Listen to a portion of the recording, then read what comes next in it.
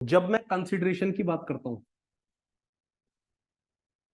तो consideration is defined in section 2D। Consideration is defined in section 2D। Consideration के बारे में justice Mahmood ने क्या बोला है? It is the most, it is the complete definition on consideration. इससे कंप्लीट डेफिनेशन हो ही नहीं सकती। इसके बारे में यह भी बोला है कि कंप्लीट डेफिनेशन तो है ही है, मगर it is the substantive law related to consideration. ये सब्सटैंटिव लॉ भी है कंसिडरेशन से रिलेटेड। इतनी बड़ी बात बोली है उन्होंने। ठीक है। सेक्शन 2D में एक बहुत इंपॉर्टेंट वर्ड है जो दो कॉमास के बीच में आता है, उसका नाम है समथिंग। अब आज की क्लास यहीं से हम शुरू करेंगे।